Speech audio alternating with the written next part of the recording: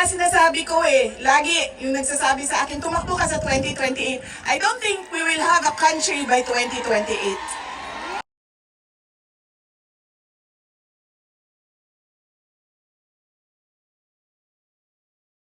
Dahil ang isang bansa, dapat meron siyang oportunidad na binibigay sa kanyang mamamayan. Hindi lang yan. Decent housing, peace and order, quality healthcare. Nakikita nyo yan dito sa mga bansa kung nasaan kayo. At kaya kayo nandito dahil hindi niyo yan nakikita doon. And apparently, tayo lang yung nakakakita, yung nakaupo doon, hindi nila nakikita. Mayaman kasi sila.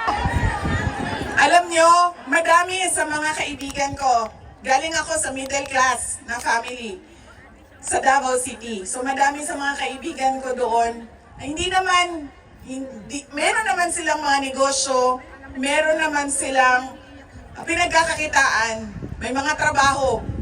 Pero ilan na rin ang nagsabi sa akin, mga professionals ito, ilan na rin ang nagsabi sa akin, wala na rin talaga kaming nakikita, parang gusto na namin lumipat na lang sa ibang bansa para sa mga anak namin. Kaya sinasabi ko lagi yung nagsasabi sa akin, tumakbo ka sa 2028. I don't think we will have a country by 2028. We're bankrupt.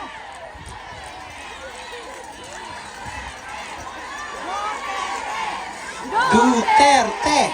Duterte! Kaya dapat natin i-exact ang responsibility diyan sa gobyerno na ibigay nila kung ano yung karapat-dapat para sa ating bayan.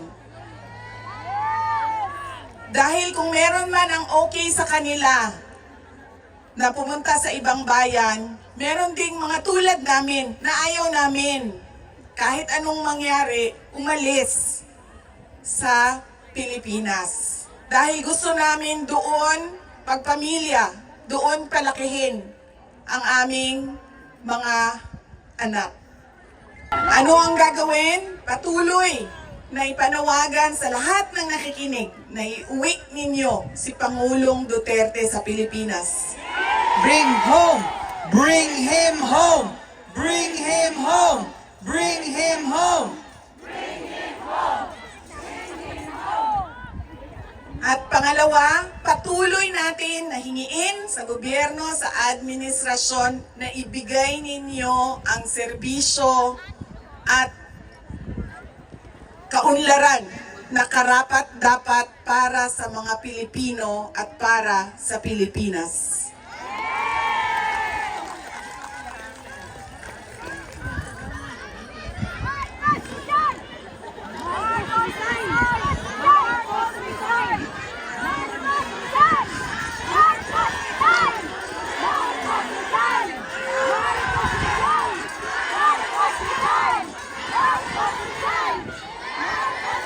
Sa kagahi, sa ako ang bangtak diri ma'am, di nangin ko karan. Kay nagpugong yung ko ma'am na dili ko mahulog.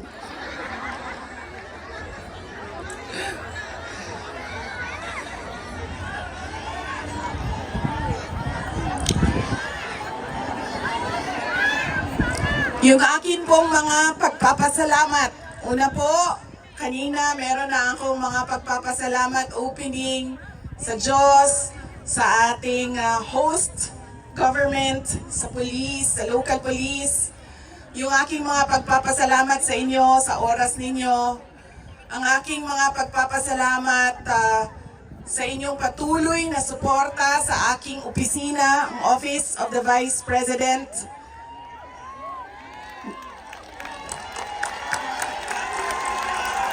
Inday Sara Duterte! Inday Sara Duterte! Inday Sara Duterte!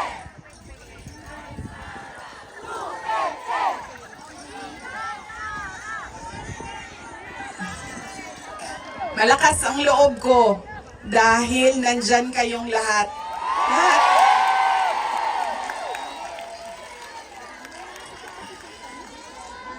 Kanina noong papasok ako dito, marami ang nagsabi, be strong, be courageous.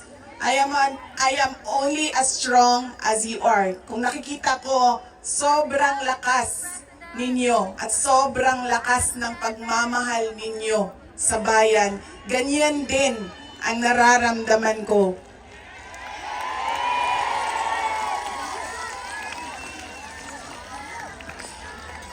Ang pagpapasalamat ng aming pamilya, ang pamilya Duterte, dako kaayo mi og utang ang kabubuton kaninyong tanan. Sa higayon nga gihatag ninyo kanamo nga makaserbisyo sa atuang nasod.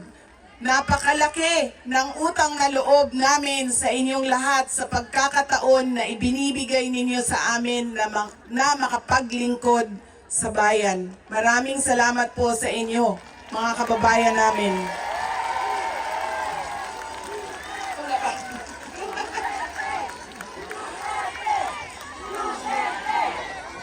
Duterte, Duterte, Duterte, Duterte.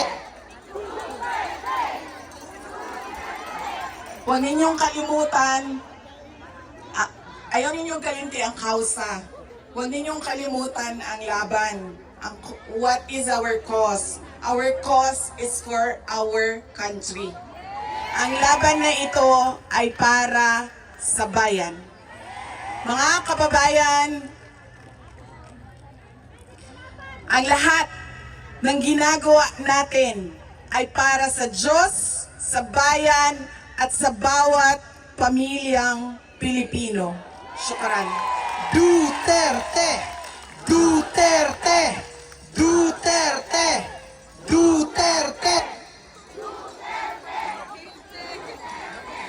In behalf of the Filipino migrant